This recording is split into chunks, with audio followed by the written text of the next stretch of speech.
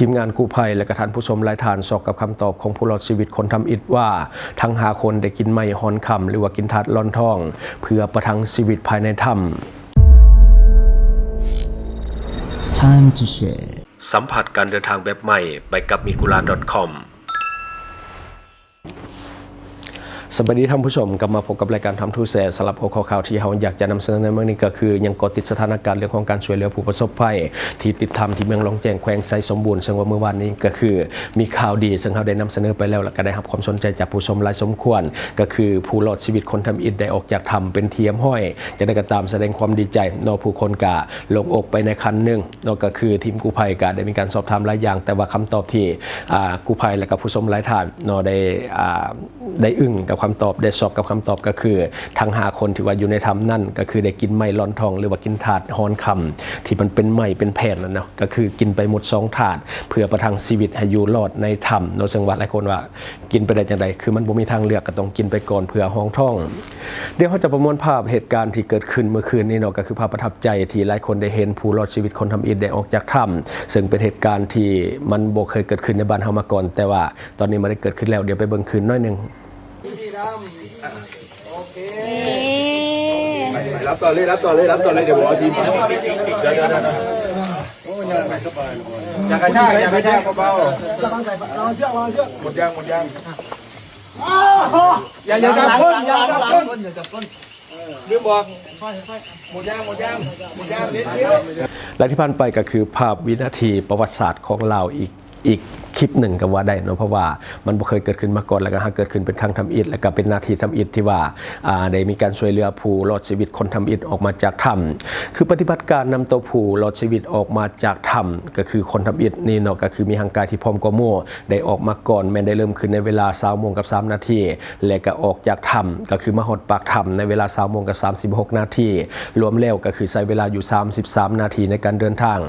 เหตุการณ์นี้เกิดขึ้นในวันที่29 เดือน 5 ปี 2026ซึ่งว่าตัวนี้ก็ต้องได้จดจำเอาไว้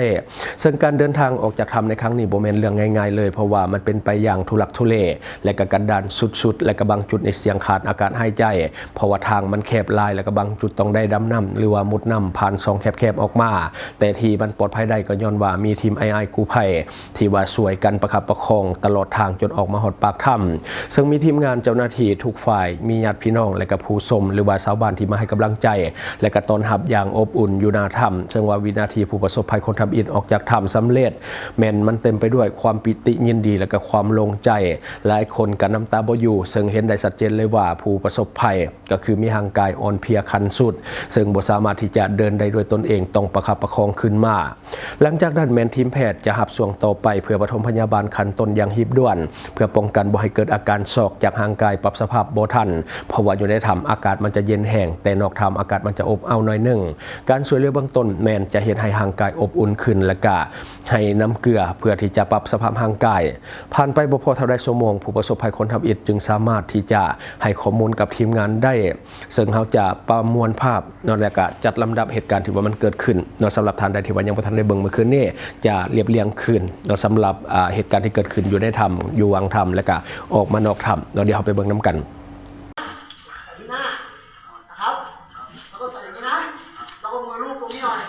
อย่าให้มีอะไรแตกนะจุ๋ย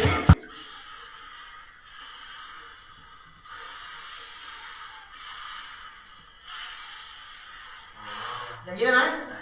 ตลอดทางดูดจากปากเท่านั้นห้ามดูดจมูกเด็ดขาดทำได้ไหมฟันไว้ในร่องแล้วเอาลิ้นถึงปากเนี่ยอมรอบนี้แล้วปิดให้สนิทเหมือนเราทำปากจุ๋ฟันกัดเอาปากอมรอบทำปากจุ๋ห้ามให้น้ำเข้าปากเด็ดขาดนี่ใส่แมสด้วยเข้าไว้ใส่แมสดีมากเลยมันเร็วมากเลยเอาปากจุ๊บเอาออกไปเลยเข้าไปฟันกัดอย่างนั้นแหละที่ส่วนปลายสู้ไหมสู้สู้ห้ามอ้าปากเด็ดขาดพุทโธไปเรื่อยๆเข้าใจไหมเยี่ยมมากน้อง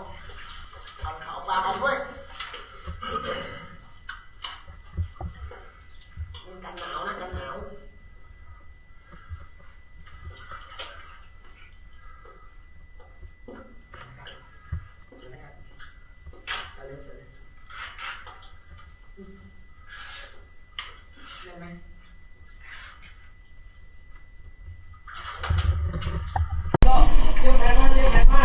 โอเค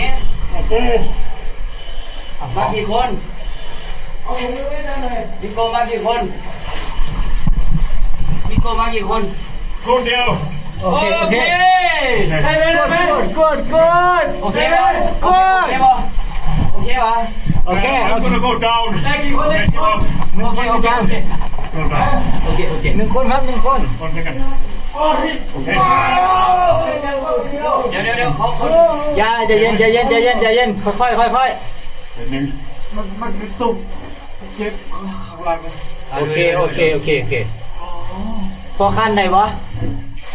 พอคันได้อยู่บ่ โอเคโอเค โอเค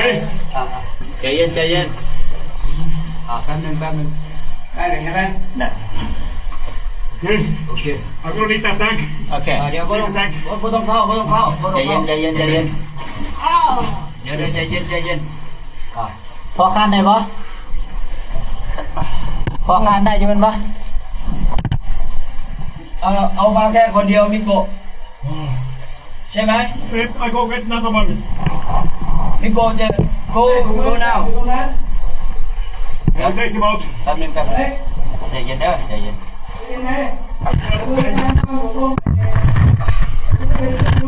โอเคอ่ะค่อยได้อยู่ดึงได้อยู่แต่กินแผลเป็นเจ็บแผล ดึงได้ด้วยเก็บด้วยด้วยโอเคมิโกะ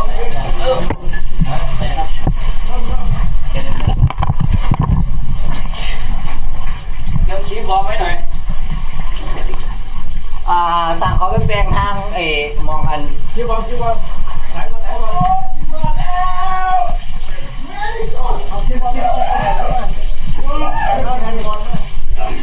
ไปครับอาจารย์ออกไปแล้ว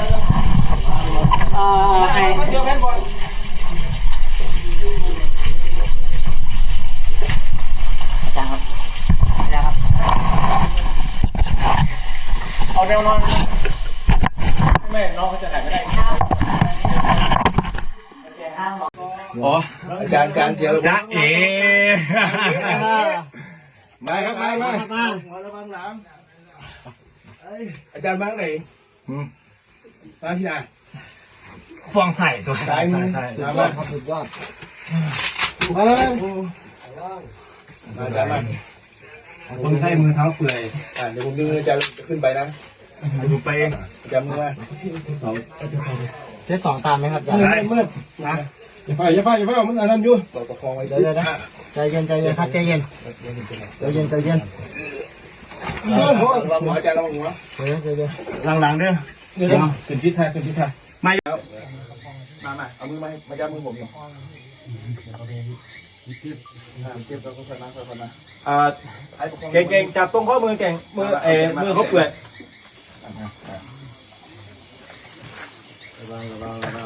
ระวังหัวนะเอาตรงคอแขนมาเอาตรงคอแขนมาโอเครับต่อเลยเดี๋ยวผมเอาทีมเดี๋ยวโอ้ยอย่ากระชากเบาๆระวังเชือกหมดยางอย่าจับก้นลืมบอกหมดยางเด็ดเดียวโอเค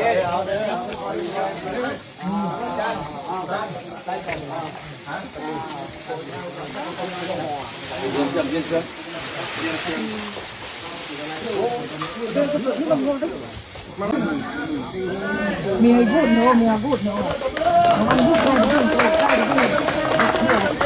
ได้เรื่องมันมีอันนี้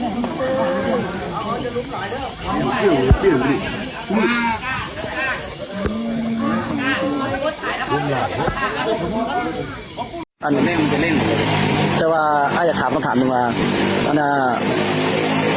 คน กน้องเคยเห็นเขาเจ้าลงไปในบ่อ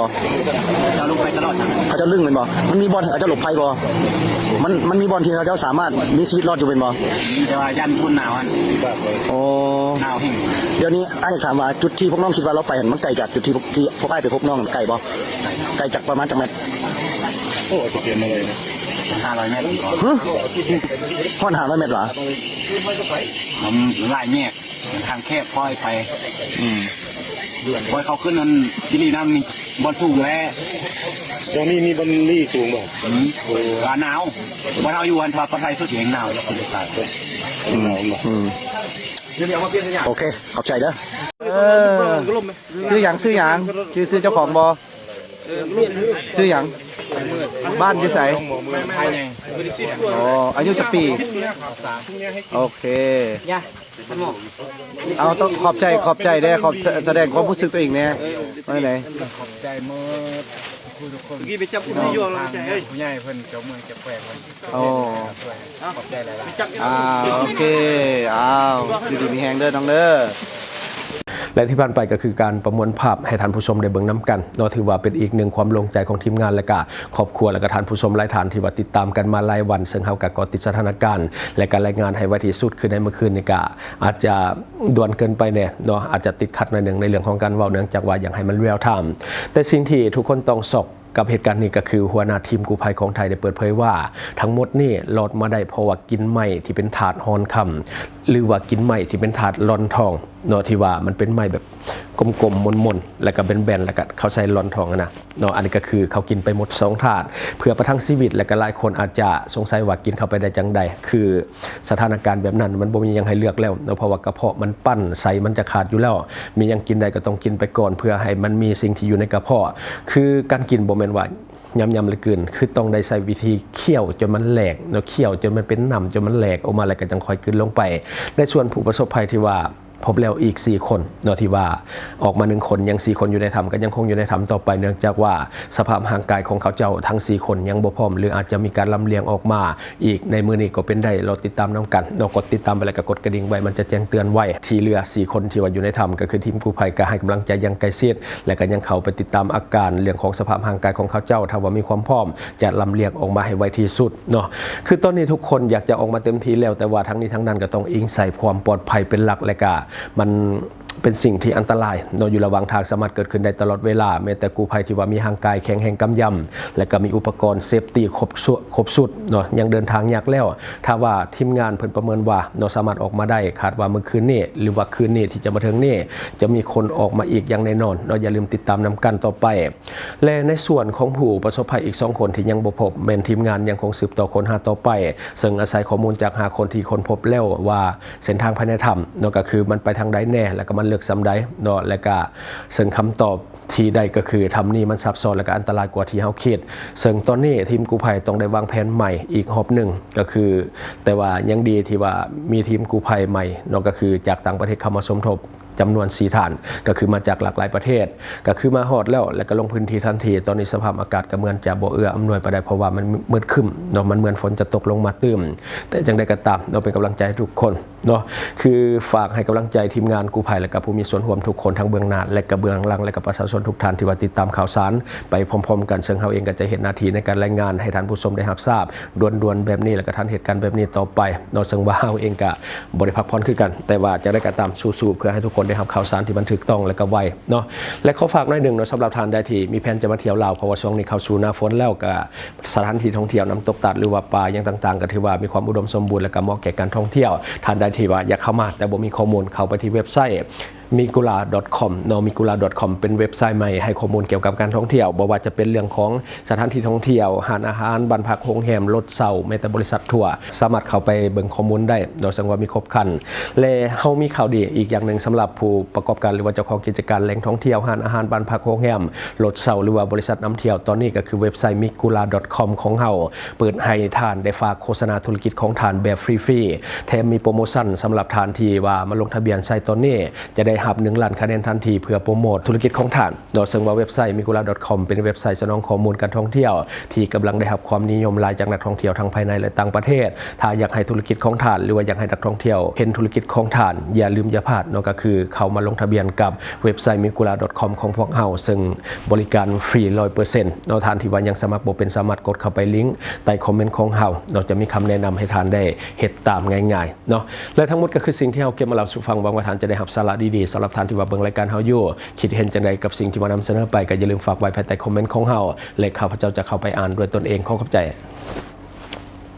ช่องทางที่คุณสามารถรับชมข่าวสารจาก Time to Share Studio Fanpage Time to Share Laos YouTube Time to Share TikTok Time to Share Laos Facebook สิงห์ดาราสายลินอยู่เมืองลาวใช้แต่เงินกีบลาวและส่งเสริมผลิตภัณฑ์ภายในเพื่อลดพรการนำเข้าสินค้าและแก้ปัญหาเงินตา Subscribe for more video